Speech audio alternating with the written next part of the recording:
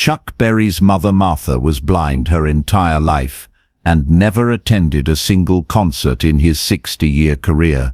She couldn't see anyway, so why bother? In 2017, at age 90, Chuck played his final show 3 months before he died. His mother sat in the front row for the first time ever.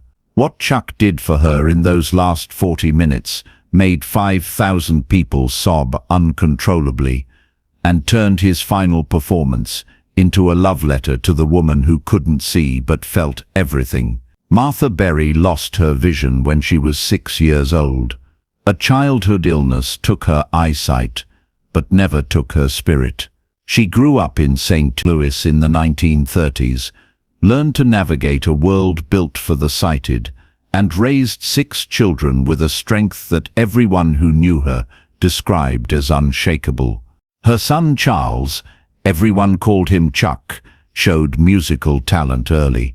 Martha would sit in their small living room and listen to him practice guitar for hours. She couldn't see his fingers on the frets, couldn't see the concentration on his face, but she could hear everything, every note, every rhythm, every moment when he figured something out and got it right. "Mama," young Chuck would ask, "how do you know when I make a mistake? You can't see what I'm doing wrong." Martha would smile. "Baby, I don't need to see, I can hear it. Music isn't about seeing, it's about feeling, and I can feel every note you play." When Chuck started performing professionally in the 1950s, Martha never went to his shows. Friends would ask her, "Aren't you proud? Don't you want to see your son perform?" "I can't see him perform." She'd answer simply, "What would be the point of sitting in a crowd of people watching something I can't see?" But the real reason was deeper than that. Martha had raised 6 children as a blind woman in a world that wasn't built for her. She'd fought every day to be independent, to not be a burden, to not need special accommodation. Going to Chuck's concerts would mean asking for help. Getting there, navigating the crowd, finding a seat. It felt like admitting weakness. So she stayed home and listened to his records. She had every single one. She'd play them on her record player and smile, hearing her boy's voice, his guitar, knowing he'd made something beautiful. Chuck never pushed her. He understood, but there was always a small part of him that wished his mother could experience what he did on stage, not see it. He knew she couldn't do that, but feel it. The energy of the crowd, the electricity in the air, the way music could transform a room full of strangers into a single beating heart. Years passed, decades. Chuck became a legend. He invented rock and roll, influenced everyone from the Beatles to the Rolling Stones, sold millions of records, played thousands of shows. Martha never attended a single one. She'd tell her friends, "I hear every song he ever recorded. I know every word, every note. That's enough for me. That's my boy, and I'm proud." But she never went to see him live. In October 2016, Chuck Berry announced something that surprised everyone. He was going to release a new album, his first in 38 years. He was 90 years old. The album would be called simply Chuck, and he announced a final tour. Just a handful of shows, a goodbye to the fans who'd supported him for 6 decades. When Martha heard about the tour, something shifted in her. She was 90 years old. Her son was 90 years old. How much time did either of them have left? She called Chuck.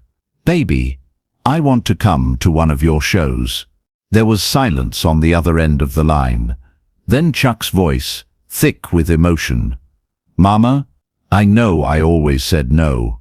I know I said I didn't need to, but I'm 90 years old. Chuck, you're 90 years old, and I think I want to be there, just once, just to feel what you feel up there." Chuck was crying. "Mama, I'll make it perfect. I promise. You just tell me which show you want to come to. The last one, Martha said. I want to come to your last show. I want to be there when you say goodbye. The final concert was scheduled for January 15th, 2017, at the Pageant in St. Louis, Chuck's hometown, intimate venue. Only 2,000 capacity, but they added extra seating on the floor. By showtime, 5,000 people were packed in. Martha sat in the front row, center seat.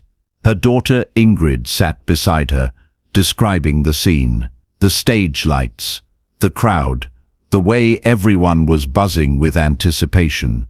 Is Chuck nervous? Martha asked. I think so, Mama. He keeps looking at you.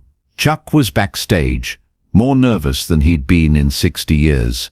He'd played for presidents, for millions on television, for the biggest crowds of his career. But tonight he was playing for his mother, the woman who'd never seen him perform, the woman whose opinion mattered more than any critic, any fan, any legend. At 8 p.m., the lights went down. The crowd roared. Chuck walked onto stage with his guitar, and the applause was deafening. He stood at the microphone, looking out at the crowd, and his eyes went immediately to his mother in the front row. She couldn't see him, but she was smiling, her face turned toward the sound of the applause. Chuck spoke into the microphone. Good evening, everyone. Thank you for being here tonight. This is a special show for me for a lot of reasons, but the most important reason is sitting right there in the front row. My mother, Martha Berry, is 90 years old and has never been to one of my concerts in 60 years. Tonight is her first show, and it's my last show, so we're going to make it count. The crowd erupted in applause. People were already crying, and the music hadn't even started yet. Then Chuck did something he'd never done before in his entire career. Instead of just playing the songs, he narrated them for his mother, for the woman who couldn't see but could hear and feel everything. He started with his first hit. As he played, he talked Mama. This is the song that started everything. This is the one that made me believe I could actually do this for a living. You remember when I came home and told you Chess Records wanted to sign me? You cried. You said you always knew I had something special. This song proved you right.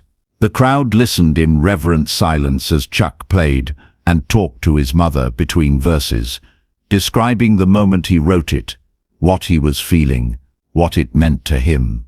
For 40 minutes, Chuck Berry turned his final concert into a conversation with his mother. Every song came with a story. Every story came with emotion. When he got to one of his most famous songs about a country boy with a guitar, Chuck stopped before playing and said, Mama, this one's about me, but really, it's about you. About a mother who believed in her son, even when he was just a poor kid from St. Louis, with a dream. You told me maybe someday your name will be in lights. You couldn't see those lights when they came true, but you were the light, Mama. You always were. He played the song, and by the second verse the entire venue was crying, including Martha, tears streaming down her face, head nodding to the rhythm, feeling every note her son played. Then Chuck did something that no one expected. He put down his guitar, walked to the edge of the stage, and stepped down into the crowd. Security started to move, but Chuck waved them off. He walked directly to his mother. Mama, he said softly, I need you to stand up. Ingrid helped Martha to her feet. Chuck took both of her hands. Mama, you know that song you used to sing to me when I was little? The one about being true to someone you love? Martha's face lit up. I remember. I recorded that song in 1964. 32 years before you could hear it, you were already singing it to me, and I never got to dance with you to it. Will you dance with me now? The venue was absolutely silent, except for the sound of people trying not to sob out loud. The band began playing softly. Chuck held his mother's hands and began to sway with her, right there in front of the stage, and he sang to her, just to her, not performing for 5,000 people, singing to his 90-year-old blind mother the way she used to sing to him when he was a child. Martha was crying. "Baby, I never needed to see you to know you were something special. I felt it. Every note you ever played. I felt it in my heart. I felt your soul in the music." Chuck couldn't speak. He just held his mother and swayed with her as the band played. Then Martha said something that broke him completely. "I'm sorry I never came before. I thought I didn't need to. I thought the records were enough. But being here, feeling the love in this room, feeling you pour your heart out, this is what I was missing. Not seeing you. Feeling this. Feeling how much you give of yourself. Thank you for waiting for me, baby. Thank you for this moment." Chuck Berry, the man who'd performed for millions without breaking a sweat, collapsed crying on his mother's shoulder, right there in front of 5,000 people, and every single person in that venue was crying with him. They danced for 3 minutes, the longest and shortest 3 minutes of Chuck Berry's life. When the song ended, Chuck helped his mother back to her seat, kissed her forehead, and returned to the stage. He could barely speak. His voice was shaking. "Thank you, Mama, for everything. For believing in me, for teaching me that music isn't about what people see. It's about what they feel. You taught me that when I was 6 years old, and I've spent 60 years trying to make people feel what you helped me feel. This show is for you. Everything I've ever done has been for you." He played 3 more songs, each one dedicated to his mother, each one narrated with stories about how she'd influenced him, believed in him, shaped him into the man he became. For the final song, Chuck looked at Martha and said, "Mama, this is the one you always said was your favorite. This is the one that when I was struggling and didn't know if I could make it, you'd tell me to play. You'd say, 'Chuck, play this one. It reminds me that everything's going to be okay. So this is for you. This is my thank you. This is my love letter.'" He played it, and the entire venue sang along softly, creating a gentle chorus around Martha Berry, who sat with her hands clasped to her heart, feeling every word, every note, every ounce of love her son was pouring into that final performance.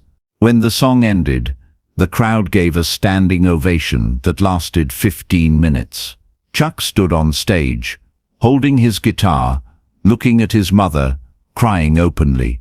That was January 15th, 2017. Chuck Berry's final concert, his mother's first and last. 3 months later, on March 18th, 2017, Chuck Berry died at home. At his funeral, his daughter Ingrid said, "Dad told me after that final concert that it was the most important performance of his life. Not because of the crowd size, not because it was his last show, but because for the first time in 60 years, the person whose opinion mattered most was actually there to witness it." He said, "I finally got to show Mama what I do, and she got it. She felt it, and now I can rest." Martha Berry died 8 months after her son, in November 2017. She was 90 years old. At her funeral, her family played a recording from that final concert. When the part came where Chuck and Martha danced together, every person in the church was crying. The lesson of Chuck Berry and his mother isn't about music. It's about time. It's about the moments we postpone because we think we'll have more chances. It's about the assumption that there will always be tomorrow. Martha waited 60 years to attend one concert. She thought she didn't need to. She thought listening to records was enough. She was wrong. Being there, feeling the energy, experiencing her son pour his soul out in front of thousands of people, that was different, that was irreplaceable, and she almost never experienced it. If she'd waited one more month, one more week, she would have missed it forever. Chuck waited 60 years for his mother to see him perform. Except she couldn't see. What she could do was feel. And in those 40 minutes at his final concert, she felt everything he'd been trying to give the world for 6 decades. Love, joy, passion, soul. They both got their moment, but they almost didn't. They almost ran out of time. The footage from that concert, shaky cell phone videos, shows the moment Chuck danced with his mother. You can't hear what she whispered to him, but you can see him collapse. You can see 5,000 people crying. You can see a son and a mother having the moment they'd both needed for 60 years. 3 months later, he was gone. 8 months later, she joined him. But they got their moment. They didn't run out of time. If this story moves you, think about who you're waiting to show up for. Think about whose performance, whose life you're missing because you think you'll have more time.